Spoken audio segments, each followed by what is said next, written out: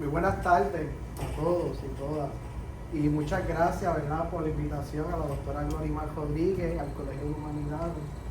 Y a ustedes por recibirme en la tarde de hoy. Siempre especifico lo que es cultura originaria, porque a veces a nosotros se nos olvida, o lo pasamos por alto, de que antes que existiera un Puerto Rico, había un boriquén, había un espacio espiritual distinto, ocupado por unos grupos originarios, o nativos, o indígenas, que hacían sus quehaceres, sus actividades, su vida comunitaria, su vida diaria y cotidiana, en este lugar que nosotros llamamos hoy Puerto Rico. Tal vez para algunos Puerto Rico pues comenzó en el 1493, otros dicen en el 1797 con la batalla entre los ingleses y los españoles aquí, cuando hubo ese sentimiento de cultura patriota y se unieron los criollos junto al gobierno español para la lucha. Pero hay que recordar que antes de esa historia moderna existía aquí otra comunidad, otra forma de cómo hacer sociedad, de cómo pensar y repensar el mundo, de cómo visualizar el entorno, la naturaleza, la flora y la fauna. Y todo eso fueron nuestros grupos originarios.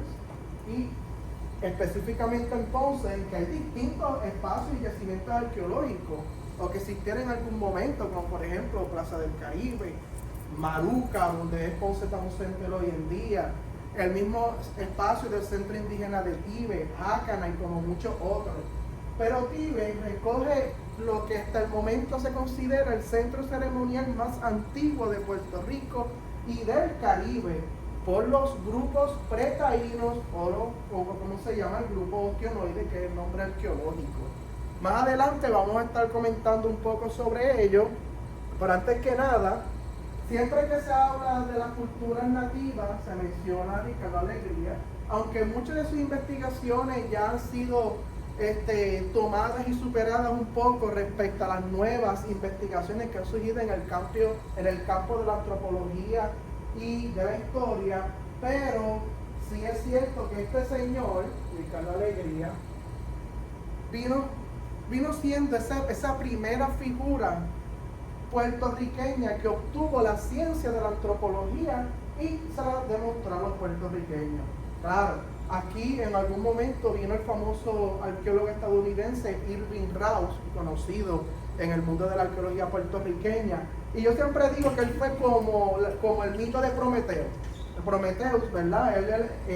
Esa figura mística, él le trae el fuego a los seres humanos, que el fuego es el primer uso de la tecnología, le trae el fuego al ser humano para que comience a utilizarla para su bienestar. Pero Irving Rouse vino a Puerto Rico, se puede decir, a traer la arqueología y la antropología como rama de estudios científicos, porque investigar y excavar lo podemos hacer todos, pero como una rama científica de estudio, la antropología, pues comienza con Irving Rouse y él se la provee a Ricardo Alegría, y de ahí en adelante va a comenzar una gama de conocimientos y estudios acerca de nuestros orígenes como espacio, o lo que es la isla de Puerto Rico o Boriquén en el pasado. Él dice, para querer a Puerto Rico, servirle con dedicación, tú tienes que conocerlo y tienes que estar orgulloso de tu historia, porque la historia de Boriquén también es parte de nuestra historia, es parte de nuestro quehacer histórico de hoy. ¿Qué es arqueología? Brevemente, una ciencia que estudia la arte, los monumentos y los objetos de la antigüedad. La arqueología queda o está bajo la sombrilla de la antropología. Está la antropología, está la etnohistoria, la arqueología, la etnografía y otros tipos de estudios. Pero a diferencia de la etnohistoria o la etnografía, que estudia mayormente los grupos actuales vivos o que corrientemente están en función social, la arqueología tiene un detalle bien importante, y es esa última oración, a través de sus restos. O sea que son grupos que por lo general ya no conviven en el mundo coetáneo, en el mundo actual que nosotros compartimos hoy. Estudia y analiza la cultura material dejada por grupos humanos del pasado y Es bien importante la arqueología porque a través de ella podemos estudiar la evolución de un pueblo, la transformación de un pueblo también. Yo, como estuvo leyendo la compañera Gloria Rodríguez, que me especializo en la historia de los puertos, hay un libro que a mí me gusta mucho que es sobre la arqueología de los puertos y cómo ellos fueron transformándose desde los tiempos prehistóricos hasta los tiempos contemporáneos modernos. Y cuando uno estudia los puertos, uno estudia la radiografía de una ciudad, qué consume, qué importaban. Cuando se dicen que importaban, ahí refleja lo que consume, lo que ellos buscaban, lo que querían, lo que deseaban o que exportaban. Y exportar es bien importante porque refleja lo que se produce, lo que se hace, lo que se construye y la calidad suficiente para ser llevado a otras partes del mundo. O sea que hasta en el estudio de los puertos también hay arqueología involucrada, también hay arqueología. Se trabaja con arqueología para estudiar la evolución de los puertos y muchas veces a través de los puertos es que también se estudia la evolución de una sociedad y una ciudad costera, como nosotros en Ponce. El Instituto de Cultura, ¿verdad?, que últimamente ha estado bajo un poco de controversia y conversaciones en nuestra sociedad, fundada en 1955, lo señalo porque es la entidad del gobierno que regula y organiza los espacios de la práctica arqueológica en Puerto Rico, especialmente, ¿verdad?, con la ley 89 del 21 de junio del año 1955. Sus dos grandes promotores, Luis Muñoz Marín y Ernesto Ramos Antonini, como parte de este plan de crear este nuevo gobierno que se iba a llamar el Estado Libre Asociado de Puerto Rico, pues también ocurre o se establece un brazo cultural o un brazo de la preservación cultural dentro del nuevo formato del gobierno del Estado Libre Asociado de Puerto Rico, que es el Instituto de Cultura Puertorriqueña. Y objetivo, el estudio, conservación y divulgación y además del enriquecimiento de nuestra cultura. Y también es la forma en que se exporta nuestra cultura, no solamente en Estados Unidos, sino a través del mundo. Siempre señalo la Ley de Consejo para la Protección del Patrimonio Arqueológico Terrestre, porque también hay una para el patrimonio arqueológico acuático, de el 20 de julio de 1988. Hasta ese momento, ¿verdad?, existían unos parámetros dentro de la institución o dentro del instituto para hablar y discutir los espacios arqueológicos, pero la regulación por ley pues comienza en el 88 y le transfiere al ISP la facultad para estudiar, evaluar o conservar los terrenos en Puerto Rico para propósitos culturales. Pues vamos entonces a comenzar a hablar sobre las 4 principales culturas nativas o indígenas que alguna vez habitaron nuestra isla. No quiere decir que no habían otras culturas sí también llegaron a Puerto Rico, como el huecoide, los transmuroides, pero esas culturas, aún llegando a nuestra isla, no pusieron o no dejaron una marca tan significante como lo hicieron estas 4 principales en la historia precolombina de nuestra isla y del Caribe. Generalmente son 4. El indio arcaico, pero que su nombre arqueológico para efectos de Puerto Rico es orquioroide. El saladoide, que el saladoide respecto al Caribe es el saladoide cedrociano. El ostionoide, que se conoce como pretaíno. Y el taíno, que el nombre arqueológico es chicoide. El nombre que en Puerto Rico comúnmente se le da al saladoide es el igneri o iñeri, pero últimamente ya se está cambiando el concepto por el saladoide porque es un reflejo cultural de esos grupos en el Caribe. La historia de Tibes como tal comienza con los grupos saladoides y termina con el pretaíno. O sea, Tibes viene siendo esa cruzada o esa encrucijada cultural de la última cultura migratoria en Puerto Rico y la primera cultura nativa en Puerto Rico, que fueron los pretaínos. Los ortioroides, ellos llegaron a Puerto Rico alrededor de hace 5.000 años antes de Cristo. Eso hace unos 7.000 años atrás en conteo regular. Son originarios de las tierras que hoy llamamos Colombia y Venezuela.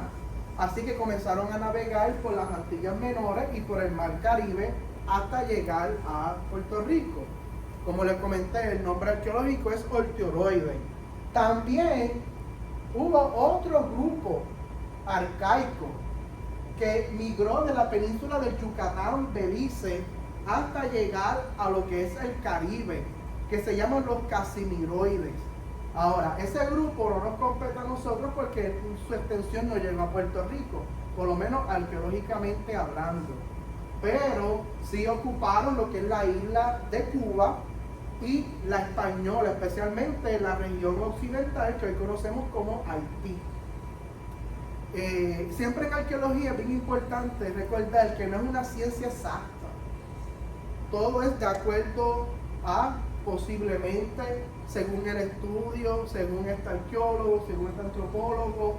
Así que refleja lo complejo que es esta ciencia humana, como toda actividad de las ciencias humanas, ¿verdad? Como la sociología, la historia, que tiene esas complejidades porque nosotros como seres pues, nos involucramos en sus acciones. Pero igual la arqueología es una ciencia que no es exacta, es compleja y siempre, bien importante, siempre está evolucionando, siempre está transformándose de acuerdo a las investigaciones que se hacen y a los espacios arqueológicos que se encuentran, siempre ahí está evolucionando. Es una ciencia que siempre está dialécticamente moviéndose, por decirlo así. Siempre hay una tesis, una antítesis, hay una síntesis, una evolución dialéctica como ciencia, la arqueología. En Puerto Rico, las primeras personas en establecer en comunidad de manera permanente ocurrió hace 4.500 años atrás, ¿verdad? Importante. Se asentaron mayormente en la región costera de Puerto Rico. Los primeros grupos arcaicos se conocieron por ser nómadas. De acuerdo a las últimas investigaciones, los grupos más tardíos van a comenzar, ¿verdad?, a semi-establecerse de manera, por decirlo así, a hacer asentamientos semipermanentes, ¿verdad? Pero bien importante que los primeros practicaban el nomadismo. Nomadismo no quiere decir que yo estoy vagabundeando y caminando por hectáreas de tierra y por pedazos de territorio por los siglos de los siglos y los siglos, ¿verdad? Ese es un concepto que nosotros normalmente tenemos de nomadismo. Nomadismo es simplemente una persona que se mueve por distintas áreas para poder cumplir distintas responsabilidades sociales o vitales. Por ejemplo, tiene un lugar para cacería, un lugar para pescar, un lugar para buscar agua, un lugar para recoger frutos, que eso lo voy a hablar ya mismo, un lugar para recoger frutos, y después volvía a mi punto A para consumir y estar con mi grupo.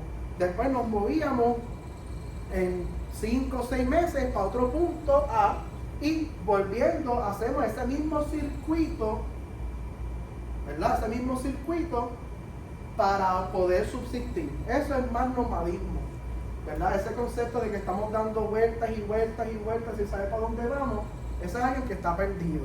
Y los nómadas no son personas perdidas, son personas que conocen dónde están. La diferencia es que no dominan ciertos aspectos de la naturaleza. Por ejemplo, la agricultura. Los nómadas sabían cultivar, pero, tanto los arcaicos como cualquier grupo nómada, saben cultivar, pero no conocen la ciencia de la agricultura.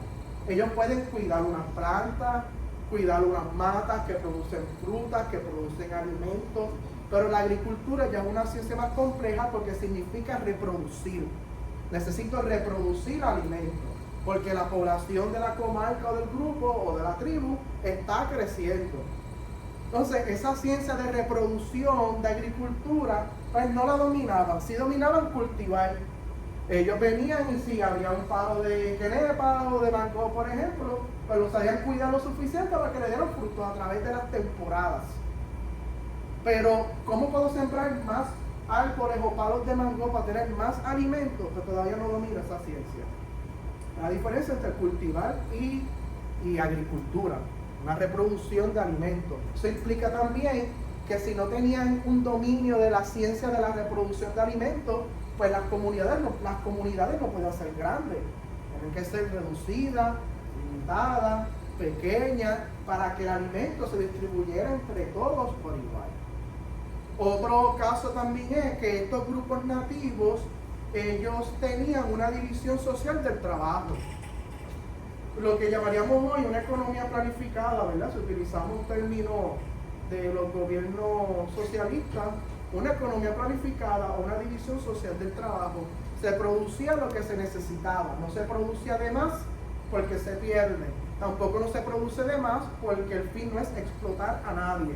Se produce lo necesario para poder satisfacer a todos por igual. Se produce lo necesario y sobre todo lo que se requiere. No vamos a sobreproducir nada porque no necesitamos X o Y cosas, sino lo que se necesita. Y así habían brigadas de trabajo. Así mayormente funcionan los grupos nómadas y prehistóricos. Eso tiene un nombre dentro de las teorías del marxismo, que se utiliza mucho el marxismo arqueológico, se llama comunismo primitivo. Así se llama. Luego esas teorías, ¿verdad?, se supone que se engranden para utilizar y aplicar en sociedad moderna, que fueron las ideas de Engels y Marx. Pero el comunismo primitivo pues funciona de esa manera. O lo que se llama la producción social del trabajo. Todos nos dividimos en brigadas de trabajo para producir lo que se requiere, no más y no menos. Los artefactos más comunes de este grupo es la piedra y la concha.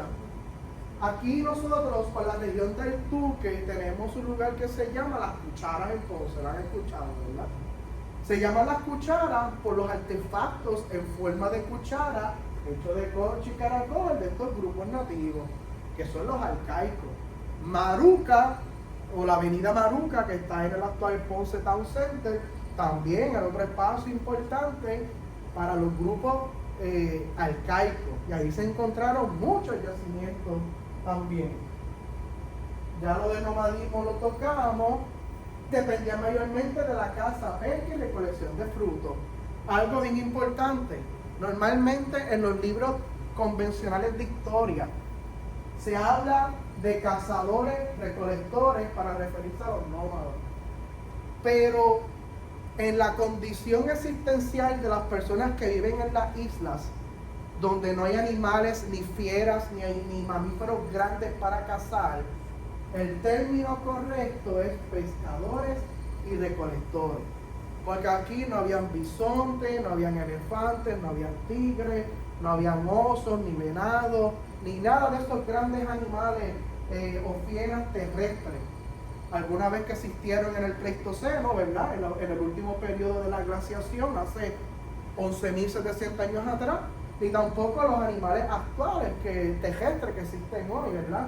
Me refiero porque normalmente ese concepto de cazador-recolector nace por el estudio de los humanos, de los hombres de las cavernas, o el Neandertal, o los primeros Homo sapiens sapiens, o como le llaman esos primeros seres humanos, el hombre de Avicensis, que viene siendo esa primera etapa del ser humano primitivo. De acuerdo a la antropología, el ser humano, como lo conocemos hoy, evoluciona hace 200.000 años atrás. Y esos primeros grupos de humanos eran el Homo avicensis, era un ser humano primitivo.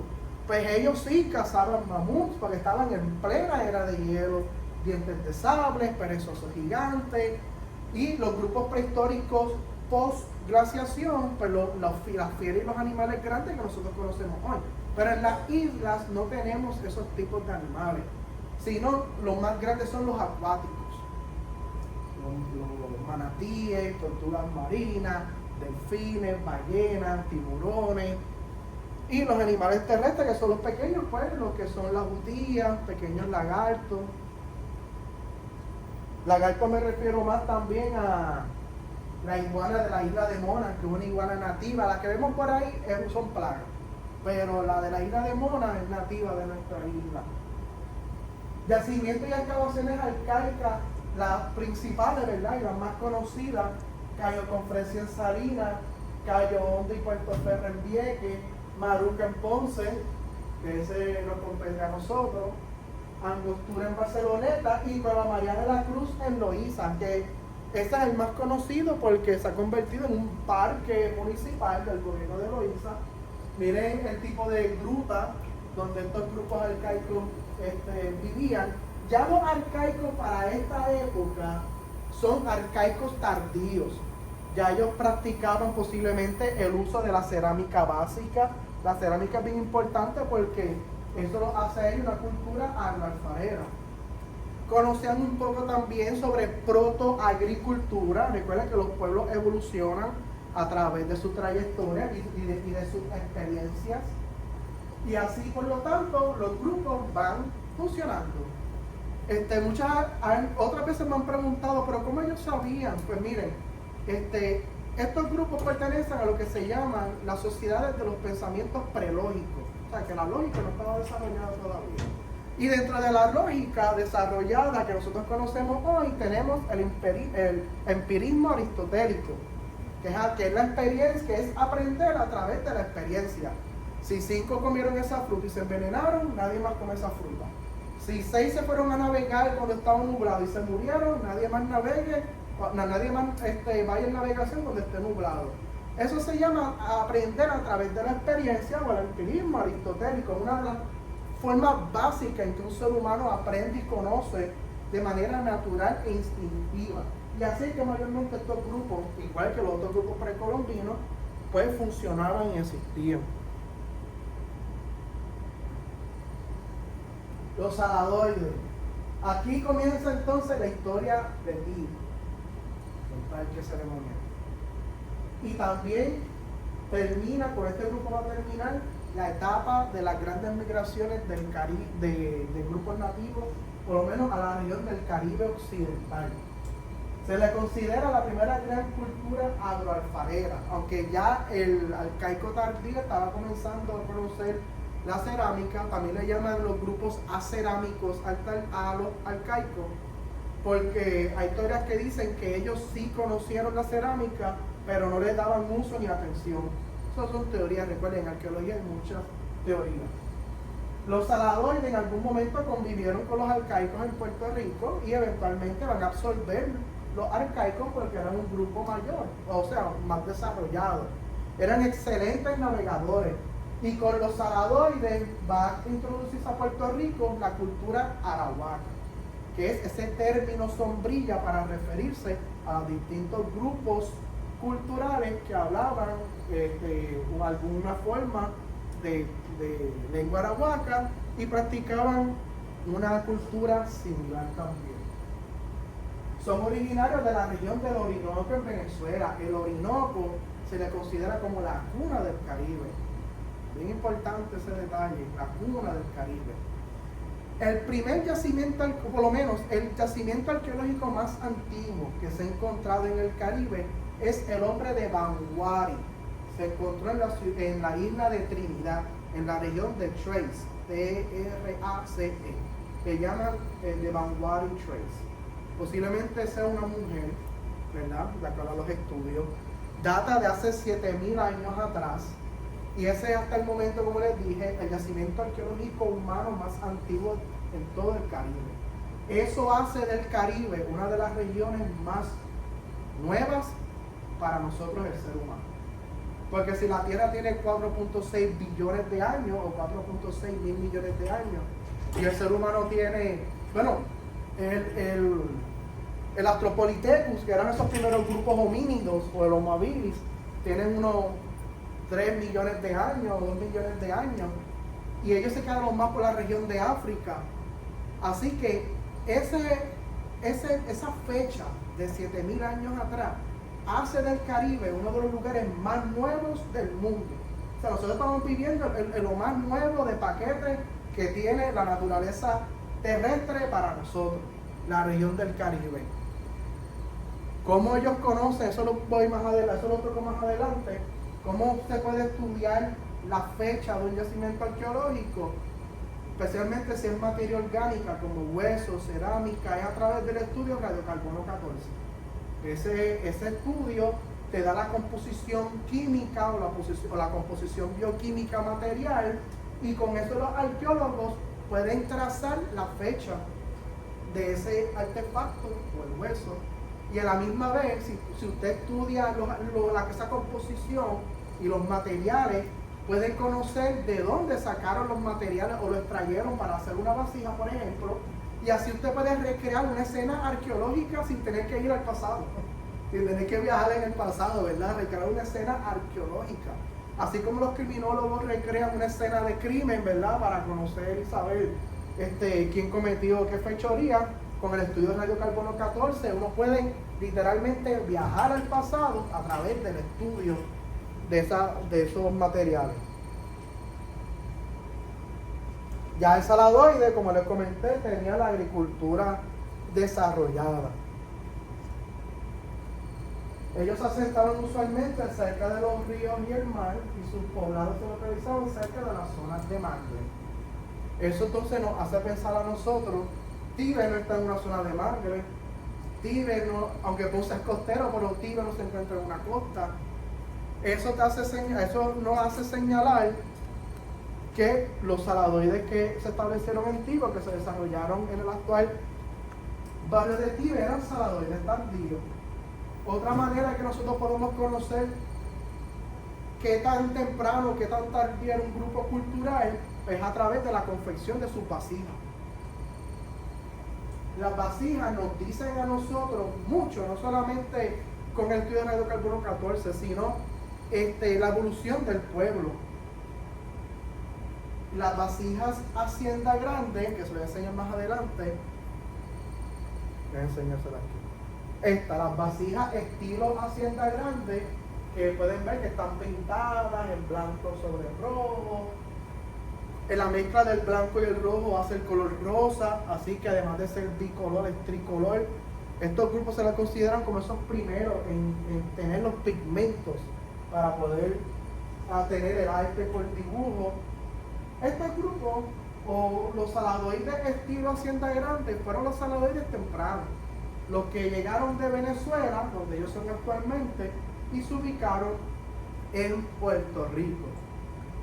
A medida que los saladoides fueron evolucionando en nuestra isla, recuerden, ya no, porque no es lo mismo el saladoide de la Hacienda Grande que el saladoide de Cuevas, que es el otro estilo. El saladoide que carga la cultura Hacienda Grande es el saladoide que sabe cómo desarrollarse en una plataforma o en un hemisferio continental. Es cazador, sabe cómo esconderse de fieras, de bestias, y sabe cómo convivir en una jungla tropical continental. El estilo cueva, ellos van a tener que modificarse a vivir en un lugar limitado, porque las islas son limitadas en recursos, en alimentos, en agua, en todo. Pero las islas de por sí fueron lo último que los humanos habilitaron. Pues ese estilo cueva, cuando uno viene a ver la cerámica de ellos, es más práctica, es menos artística, es más burda, es menos fina. Así que, ¿qué ocurría en ese proceso evolutivo de transformación de esa cultura? Pues no lo sabemos, pero sí se puede estudiar y analizar que ocurrió una evolución cultural del saladoide en Puerto Rico. ¿Recuerdan que al principio yo les comenté que ellos tenían posiblemente una división social del trabajo y que cada cual pues se dirigía a hacer su labor o su tarea? Pues mayormente las vasijas las hacían las mujeres, ¿verdad? Por lo menos hasta donde la evidencia señala es que las mujeres se dedicaban a confeccionar las vasijas. Cuando vemos una vasija bien hecha, bien elaborada, pues sabemos que fue una mujer experta. Cuando vemos vasijas que no están bien hechas ni bien elaboradas, pues sabemos que es una niña que estaba comenzando, estaba en sus primeros pasos de alfarería, le estaban enseñando. Así que hasta en ese detalle, si uno lo mira con detenimiento, puede conocer qué manos hicieron estas vasijas. Una mujer ya con experiencia o una niña, ¿verdad?, comenzando en las prácticas de la alfarería. Y los yacimientos y excavaciones saladoides más comunes, Tecla en Guayanilla, Sorcé en Vieques, que esa es de las más reconocidas que nosotros tenemos en la isla. Hacienda Grande en Loíza, y de ahí es que toma el nombre estilo Hacienda Grande. También, ¿verdad?, les menciono que la mayoría de los nombres en arqueología se basa por asociación, ¿verdad? El saladoide cedrociano, porque viene de la región de Cedrocian o del Cedro en Trinidad. Hacienda Grande en Loíza por el barrio el estilo Hacienda Grande por el barrio Hacienda Grande en Loíza. Donde se encuentra se asocia, porque estos grupos no tienen un sistema de escritura. Ellos no dejaban escrito su historia, su relato, así que no podemos conocer a ciencia cierta cómo ellos le daban nombre a sus artefactos o a sus productos o a sus artículos. Y ahí es que entonces entra la asociación. También las crónicas españolas ayudan, pero hay que recordar que esas crónicas no se escribían desde el punto de vista arqueológico o antropológico. Ellos escribían esas crónicas con cierto, ¿verdad?, prejuicio acerca de las culturas, desconocimiento, ignorancia, así que no cubre la totalidad, pero con todo y eso fueron los únicos testigos oculares, y eso hace que las crónicas sean bien importantes cuando uno estudia el convivir o el desarrollo de estos grupos culturales. Siempre me preguntan si los españoles conocieron a Tíbet. Pues no hay evidencia de grupos coloniales en la región de Tíbet, y además que Tíbet, la historia de Tíbet culmina alrededor del año 1150, 1200 de nuestra era moderna, y los españoles no llegaron aquí hasta el año 1493, según los récords históricos. Maisabel en Vega Baja es otro lugar que es increíble. Maisabel se le conoce porque tiene montículos donde están enterrados los cuerpos de los saladoides. Si ustedes van a Tíbet, en Tíbet ustedes van a ver también montículos en la zona arqueológica. Para diferencia de Maisabel, Tíbet fue impactado por el pretaíno, y el pretaíno peló esos montículos para hacer papel. En Maisabel no hay una evidencia fuerte de pretaíno, ni mucho menos de batallas. Pero en Tíbet, sí, en Tíbet es un montículo, y ahí encima está lo que se conoce como el paté de la herradura, ahí encima. Este es el estilo Hacienda Grande, recuerden, por la área de Loíza. Cuevas, algo bien importante también para señalar es que tanto Cuevas como Hacienda Grande, como también los dos estilos pretaínos que les voy a mostrar más adelante, son regionales. Uno es de la área oeste de Puerto Rico y otro del área este de Puerto Rico. Así que eso da una evidencia que en Tíbet había una convenión, ¿verdad?, una conexión entre los distintos grupos originarios de la isla. También señalo, ¿verdad?, como les dije, estos fueron los primeros grupos en habilitar Tíbet. Es por tal razón que en el centro ceremonial se consiguen tantos artefactos saladoides, y la mayoría de los restos humanos son saladoides, porque ellos en algún momento habilitaron ese lugar, hirieron y enterraron a sus muertos. A diferencia del pretaíno, que de acuerdo a la evidencia, ellos simplemente se congregaban o se reunían para hacer actividades, como bien dice el nombre, ceremoniales. Y al terminar la actividad, pues posiblemente todos volvían y regresaban a sus distintas tribus. Por eso es que no se encuentran tanto artefactos de cerámica pretaíno. Se consigue, pero no tanto como el saladoide. Y también se consigue taíno. Se ha conseguido taíno ¿verdad?, de manera más escasa, pero no es lo suficiente para señalarlo como un parque taíno o chicoide. El pretaíno. El pretaíno es la primera evolución social que ocurre, por lo menos que haya evidencia, en el Caribe. Una mezcla de los grupos saladoides con los barrancoides, con los huecoides, que ocurrió aquí en Puerto Rico y también en la región de la Española con los casimiroides, con el otro grupo tardío, los casimiroides, que eran los primeros arcaicos. A diferencia de la región oeste del Caribe, había más diversidad cultural en la región del este. Por eso es que los casimiroides, que eran el grupo arcaico de la región occidental del Caribe, van a evolucionar a pretaíno, casi de manera, ¿verdad?, gradual pero lenta, pero directa. Mientras que el pretaíno de Puerto Rico y la área de la República Dominicana y las Islas Vírgenes pues va a tener un trasfondo cultural más completo. La isla de Jamaica es la isla más, por decirlo así, más nueva del Caribe. El yacimiento humano más antiguo permanente que se encuentra es de los pretaínos. Así que los arcaicos y los saladoides, por lo menos según la evidencia, llegaron a Jamaica. Pero sí llegaron los pretaínos. Y de los pretaínos los taínos, y de los taínos pues, eventualmente los españoles, que fundaron Spanish Town, lo que llamamos hoy Spanish Town en Jamaica, que después los ingleses van a cambiar el nombre pues, a inglés, como lo conocemos hoy. Tibes en Ponce se encuentra en la región fronteriza de ambas regiones culturales, eso es bien importante, las culturas migratorias y las culturas estacionarias. Y Tibes se encuentra en el medio de las 4 culturas principales de Puerto Rico. También Tibes hace una frontera liminal. Una frontera liminal es una frontera psicológico-espiritual en arqueología. Tibes se encuentra en la falda de la montaña. No está en la zona de la cordillera central o en la zona montañosa, pero tampoco no está en la costa.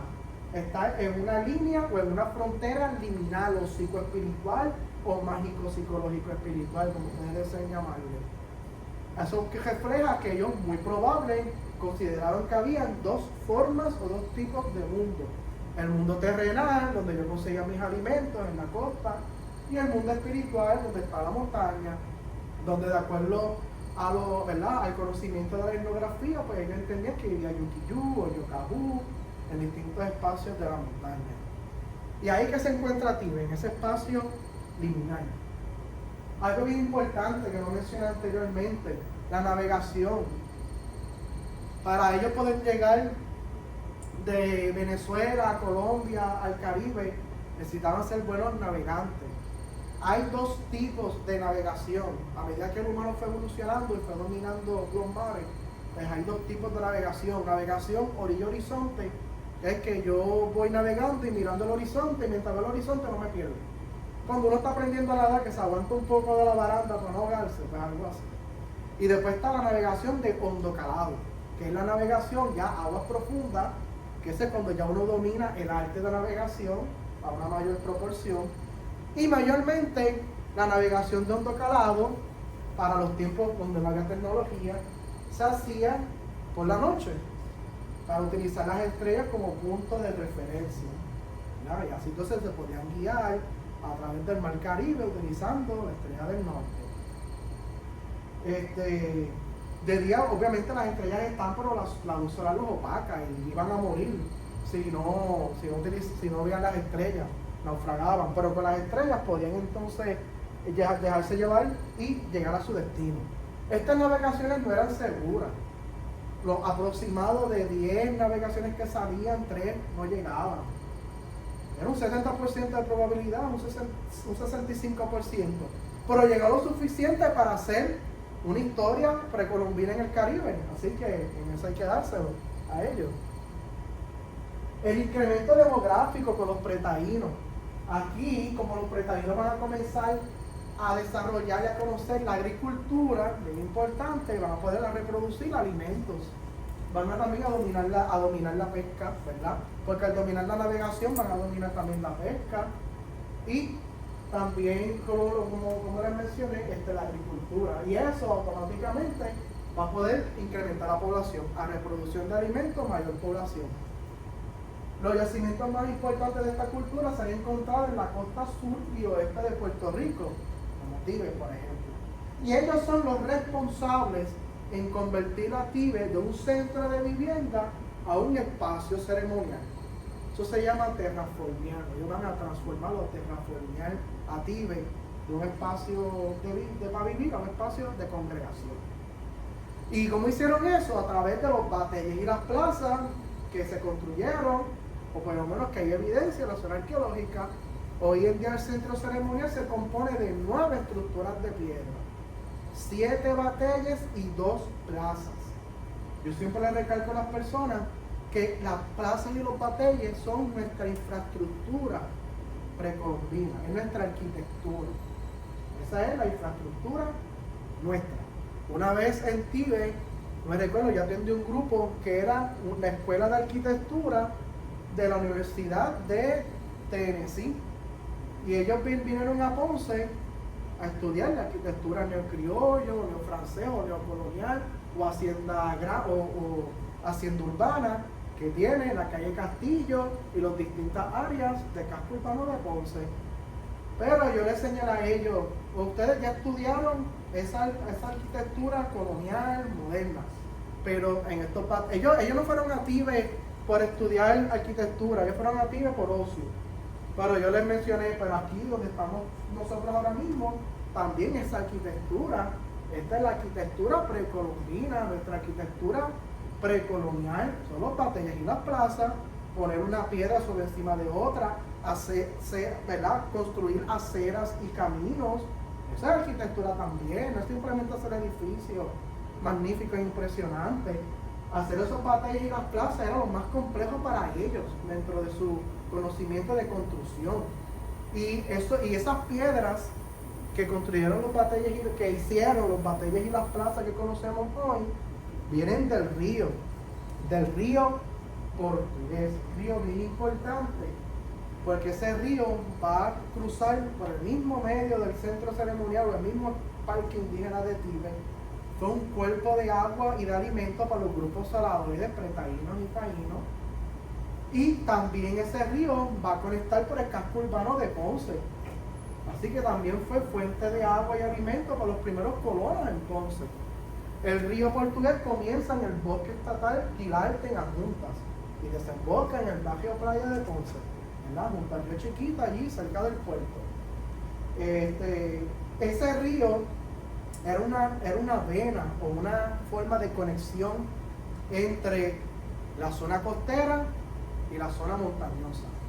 Siempre hay que ver que los ríos, vamos a decir así, son como carreteras que conectaban distintos puntos de la isla.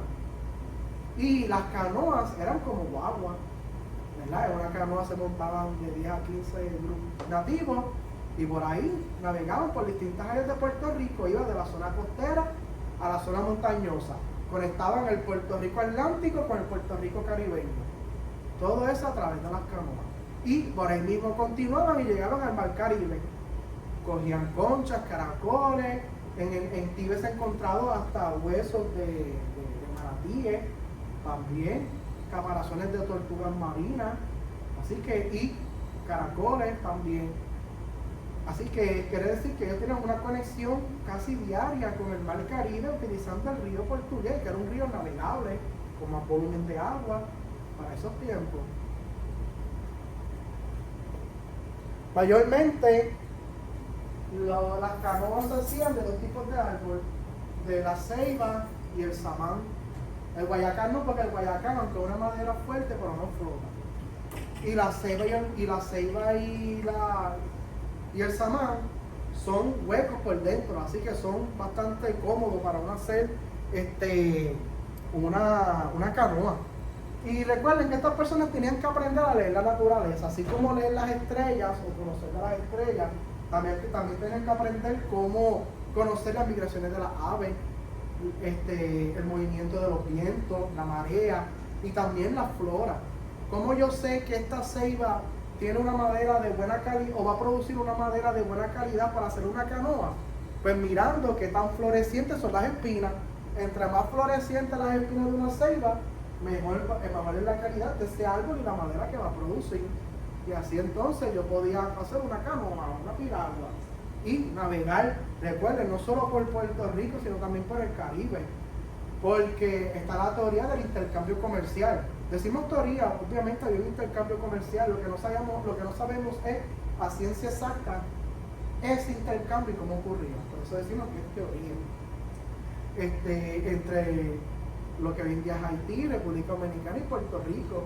Siempre está la teoría, ¿verdad?, que en Puerto Rico de que desde Puerto Rico se exportaba el trabajo de la piedra, en Haití era la madera, en la República Dominicana era la cerámica, y que entonces eso creaba un circuito de intercambio en el Caribe y también llegaba a otros puntos de la región caribeña como como el archipiélago de las Turcos, como el archipiélago Lucayo. El archipiélago Lucayo son las Bahamas y las Turcas y Caicos, y la región de las Antillas Menores. Así que nosotros hemos leído y escuchado bastante sobre la ruta de la seda, ¿verdad?, que conectaba China con Europa.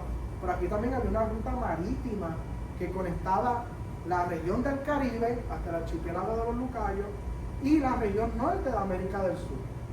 Y a la misma vez se conectaba con otras áreas del mismo continente suramericano, porque en el centro ceremonial se ha encontrado evidencia de huesos del conejillo de India, del conejillo de India andino, o lo que dicen el cuy o el guinea pig andino. Así que la región de los Andes, pues, llegaba a la isla. Igual que en Vieques también se han encontrado artefactos del cóndor andino también. Así que eso quiere decir que esos tentáculos del comercio se expandían mucho más allá de Puerto Rico o el Caribe. Pueden llegar también a regiones de los Andes en América del Sur.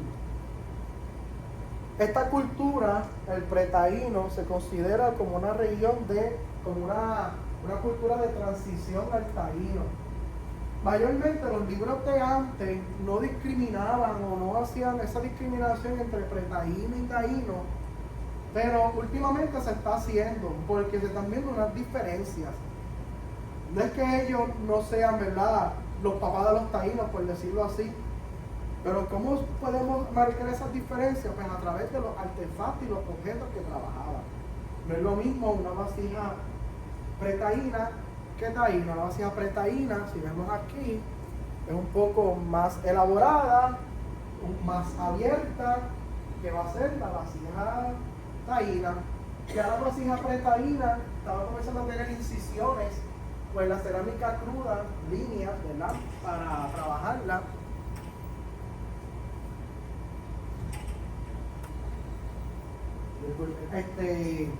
Algo también muy importante de la cultura pretaína es la formación de los bateyes. Si usted visita Caguana, por ejemplo, usted no va a estar caminando al lado de rocas, usted va a estar caminando alrededor de monolitos. Bueno, así de monolitos, esas rocas trabajadas, así de alta, ¿verdad? Casi 6 pies de alto, ancho, con esos petroglifos impresionantes, sofisticados, complejos, a diferencia de los petroglifos del pretaíno, que es más simple, más sencillo, más elemental, ¿verdad? No por quitarle valor, porque recuerden que el petroglifo del pretaíno es la base del famoso petroglifo de los taínos. Pero cuando usted va a Caguana, usted está literalmente caminando en un museo de arte al aire libre, viendo esos petroglifos hermosos. En Tíbet tenemos petroglifos menores, más pequeños, pero recuerden, es la cuna de esos famosos petroglifos taínos que tanto vemos en artesanía, en libros, en revistas, en calcomanía, etc. Se desarrolló el uso de la piedra antecedente, ¿verdad?, de las prácticas taínas. El petroglifo se relaciona más con la cultura pretaína en adelante. No quiere decir que el Saladoides no trabajaba algún diseño en la piedra, y puede ser que se encuentre también, pero esa cultura del trabajo en piedra o petroglifo va a comenzar prácticamente con el pretaíno. El pretaíno también va a desarrollar el semí o el microsemí, o como dicen en arqueología, el mini trigonolito, vasijas con representaciones zoomorfas, con formas de animales, especialmente tortugas, o ranas, sapos, mantarrayas, murciélagos. Los bateyes, porque en Tíbet tenemos 7 bateyes, plazas, tenemos una plaza principal allí, dujos y arolíticos. Dujo viene siendo el asiento lo que se llama el asiento del cacique. Es bien importante también conocer, que eso lo voy más adelante, hasta ahora en Puerto Rico no hay evidencia de un cacique. No existe esa evidencia. Sí, en las crónicas españolas se habla de Aguibaná, de Caguas, de Arecibo, de muchos caciques, de Loquillo, lo que viene de la región de Loquillo. Pero en arqueología no se ha encontrado evidencia de un cacique, o no se ha encontrado evidencia de alguna tumba que tenga algunas características en particular llamativas, representativas de un líder. Eso hace más fuerte también la teoría de la división social del trabajo en estos grupos.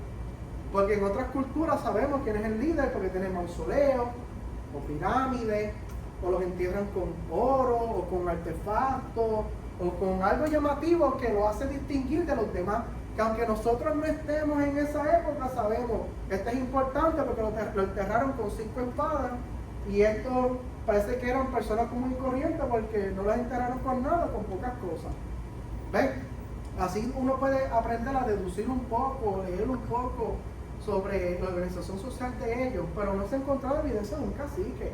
Y más aún, en Puerto Rico no se ha encontrado evidencia de algún indio que haya muerto por signos de violencia, tampoco. Que siempre salen las crónicas de las batallas, las guerras, la misma famosa batalla de Yahueca, que se dicen que fue la batalla cumbre entre Agüeybaná el Bravo y Juan Ponce de León, que aquí en la avenida Hosta hay un monumento de Agüeybaná, ¿verdad? Y si usted lee la placa, pues dicen, recordando su actividad en la batalla de Yahueca. Pero no hay evidencia de un indio que haya muerto por signos de violencia hasta el momento. Si hay evidencia, incluyendo en Tíbet, de indios que tuvieron alguna fractura y se la arregló. Algún brazo fracturado y se le arregló el brazo. Alguna pierna fracturada y se le arregló la pierna. Y según Margaret Mead, una arqueóloga, ella dice que a través del trato a los más indefensos o al trato al más desvanecido, podemos conocer el desarrollo social de un pueblo. Y si eran civilizados o no. Esto quiere decir que este grupo, si no practicaba canibalismo, tampoco no había signo de violencia entre ellos, y vemos huesos arreglados, pero era un grupo altamente social y civilizado hasta el momento. ¿No? Eso puede ser que mañana cambie y se encuentre una fosa con indios lastimados por signo de guerra o violencia, pero eso es hasta el momento. Yacimientos pretaínos, Tíbet en Ponce. Recuerden que Tíbet es un barrio, ¿verdad? Y dentro de ese barrio está el centro ceremonial en la comunidad de Tomavieja, en la Vega de Tani, que es el sector La Vega de Tani. ¿Por qué? Porque lo que hoy en día es el centro ceremonial indígena de Tíbet antes pertenecía al hacendado Don Atanasio, que ahí él tenía su finca y sus haciendas. De hecho, allí en Tíbet, ¿verdad? El compañero Ricardo lo sabe porque hemos ido y lo visitamos. Allá hay pozos del siglo XIX construidos por los dueños de la hacienda o por sus trabajadores. Y también allí hemos encontrado vajillas de los platos y otros los platos, distintos tipos de platos, ¿verdad? Que la gente, que la alta alcurnia tenía, y los distintos tipos de platos que utilizaban los hacendados. También yo los he encontrado en la zona que no es abierta hacia el público, pero dentro del bosque. Así que Tíbet ha sido un lugar que fue interactuado por muchos grupos en distintos tiempos y culturas y pueblos. Las hijas pretaínas. Estas son ilustraciones, les quiero señalar, por ejemplo, esta es la plaza principal. La plaza principal, de acuerdo a la crónica, era donde se celebraba el areito. El areito es esa fiesta comunal que duraba de 2 a 3 días, donde ocurrían intercambios de alimentos, de productos de semillas, pero sobre todo historia oral. La historia oral era bien importante porque ellos no tenían un sistema de escritura, se necesitaba de personas con más experiencia en la comunidad, lo que se llama boique, para contarle a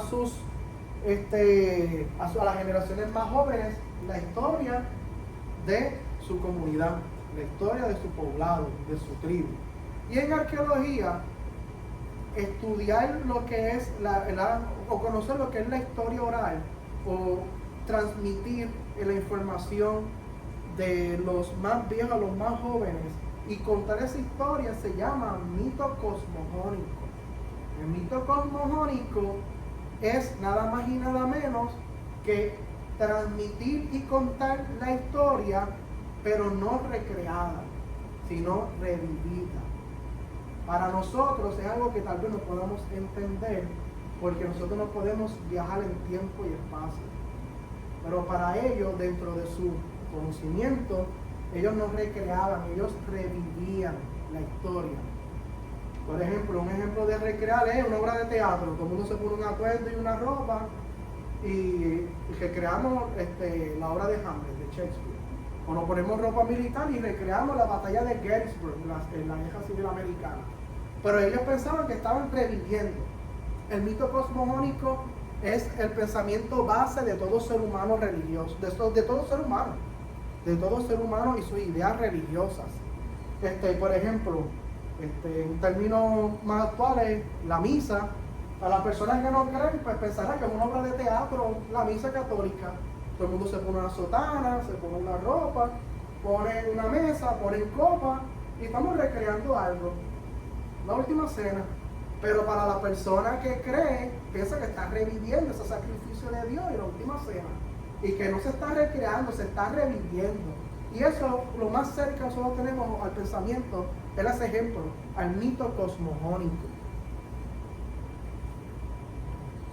Ya queda poco, ya queda unos 11 minutos, pero vamos a ir brevemente. El taíno, ¿verdad? Es la última cultura indígena en Puerto Rico hasta la llegada de los españoles.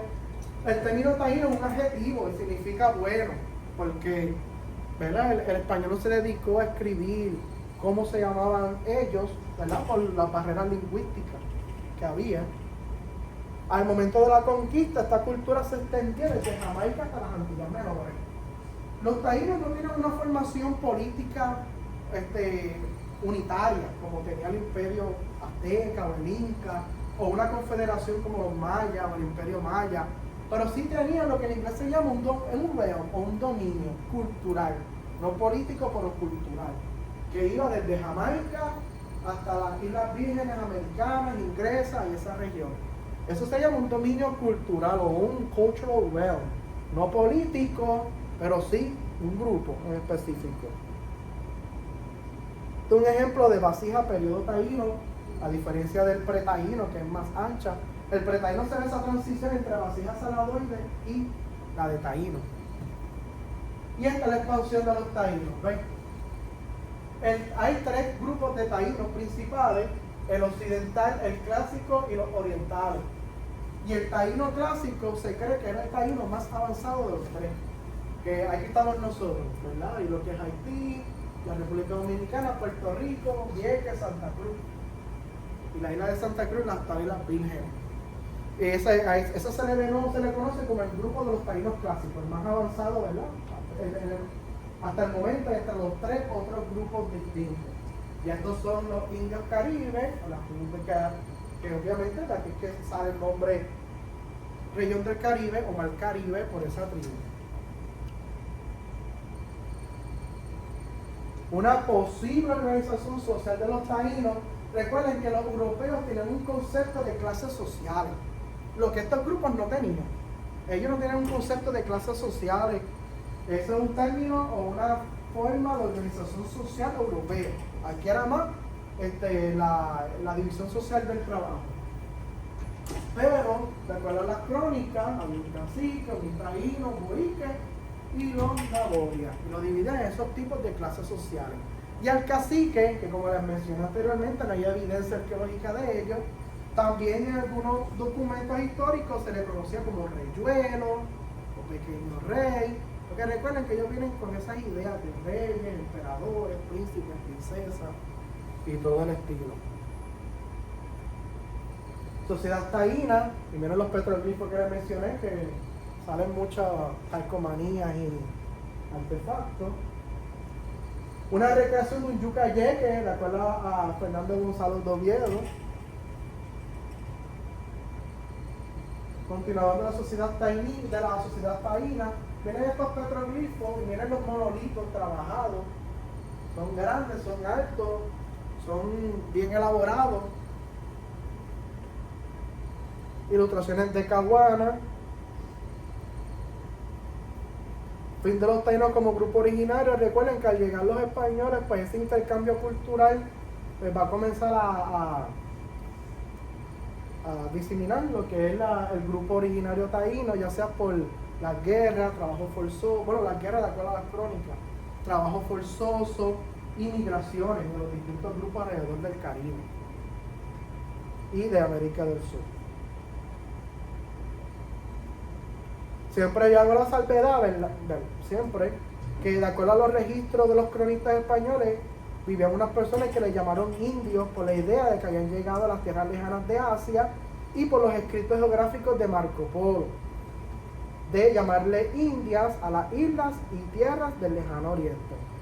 Los españoles escribieron muchas crónicas e historias de estos indios, pero sin conocer su trasfondo histórico. Y de hecho, mucha gente hoy en día piensa que solamente existieron los taínos y que no había más grupos en Puerto Rico, ¿verdad? Si uno va, le pregunta a las personas, en las tiendas, plazas de mercado, si tú le hablas de otros grupos indígenas, te desconocen, piensan que eran taínos y se acabó.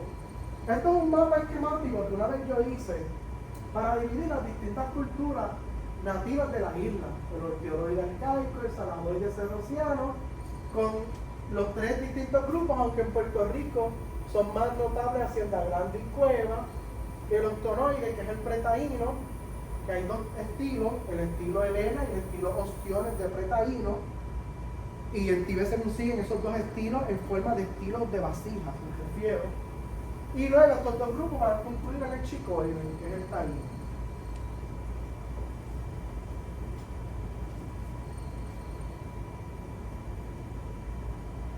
¿Cuánto tiempo tengo?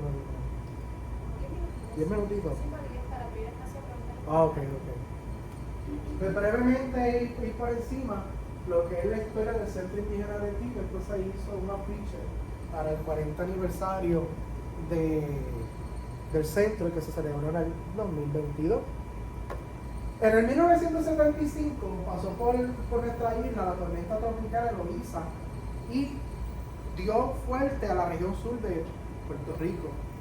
Esas inundaciones provocaron que se removiera el sedimento en las regiones de Tibet y otras áreas adyacentes, sacando a la luz los espacios, los batalles y las plazas que conocemos hoy. Este espacio arqueológico se encontró gracias a los vecinos de la comunidad, especialmente al señor Luis Hernández, que era un trabajador, ¿verdad?, que quemaba carbón y leña alrededor del área y comenzó a ver artefactos y piedras en forma de hilera que van a ser los batalles y las plazas. Él le comenta a la Sociedad Arqueológica del Suroeste sobre ese hallazgo y ellos van, visitan el área y aprenden del lugar y ven el lugar. Y estas personas luego se van a reunir con la Sociedad Guainía de Arqueología e Historia y esta sociedad va a adentrarse en los trabajos de Tibet, conociendo el lugar como es hoy en día, gracias a la Sociedad de Guainía de Arqueología e Historia, que son este grupo. Esta gente se reunieron, estos dos grupos, tanto la Sociedad Arqueológica del Oeste como la Sociedad Guainía, ellos se reunieron en la biblioteca de la Universidad Católica de Puerto Rico, de acuerdo a su relato histórico, y ahí fue donde se intercambiaron ese secreto de lo que vendría siendo en un futuro el espacio ceremonial de Tibet. Se funda en el año 1972, 3 años antes de descubrir a Tibet. Y los arqueólogos principales eran Pedro Alvarado y Juan González. Estos son fotos de las primeras excavaciones del lugar, o cómo estaba el lugar luego de la tormenta. Miren las hileras de piedra, futuros batalles. Primeras excavaciones, fue el señor Juan González. Miren ese resto humano que está en una capa de la tierra bastante superficie, ¿verdad? En Tibet se encontró alrededor de 180 restos humanos. Esa también otra foto de esas primeras excavaciones formales. Esta placa que recuerda a los miembros de la Sociedad Guainía, porque gracias a ellos Tibet existe hoy en día, porque ellos se adentraron a hacer las excavaciones. Estas dos tesis son bien importantes porque aquí recogen los primeros trabajos de excavaciones en Tibet. Son dos tesis de maestría del Centro de Estudios Avanzados de Puerto Rico y el Caribe. La cerámica del Centro Ceremonial de Tibet, de Pedro Alvarado, y Tibet, un centro ceremonial indígena de Juan González. Esta tesis casi 40 años después se publica en este libro. Pedro Alvarado, que ya falleció hace unos 5 o 6 años, pues la familia se va a dedicar a publicar su libro pronto, su tesis en formato de libro pronto, pero Juan González, que es una persona ya bien mayor, él, ¿verdad? Como legado quiso dejar su tesis en formato de libro, que ahí explica todo ese origen y las primeras excavaciones también. La meta final, de acuerdo con Luis Rodríguez Gracia, uno de los miembros, era convertir la Tiba en un centro de investigación arqueológica. Y estas son las famosas palabras, las palabras célebres, cómo lo lograron. Eso fue una de las emociones cuando encontraron esos primeros batalles y plazas. El parque abrió en el año 1982. Estas son las disposiciones legales para el parque y las reglamentaciones legales de cual el parque se abre. Esto debe ser bien importante porque crea el puesto de director del centro indígena. Actualmente tenemos una directora, la señora Irma Sayas, Amparado. El centro abrió sus puertas al público el 30 de abril de 1982. Esto es un afiche de la primera apertura y esta placa del alcalde José Tormos Vega, alcalde de Ponce, durante ese periodo, y bajo su incumbencia es que se abre el centro ceremonial. Esta es una foto aérea del día de inauguración del parque indígena. Tiene la gente allí reunida, ¿verdad?, con las actividades protocolares y oficiales. Estas son otras fotos del parque en su inicio. Las fotos ahí. Hoy en día aquí hay una verja, ¿verdad? Que se caiga. Pero ve cómo se ha transformado el parque a través del tiempo. Es arquitectura modernista, bien parecida a lo que es el Museo de Arte de Ponce también. Puente, la zona arqueológica hoy. Este certificado es el que se dio, ¿verdad?, o el que se otorgó por el gobierno de Estados Unidos para registrar a Tibe en el Registro Nacional de Lugares Históricos del Departamento de Interior de los Estados Unidos. Aquí está la firma del gobernador entonces, Rafael Hernández Colón, y del secretario oficial. Con esto concluimos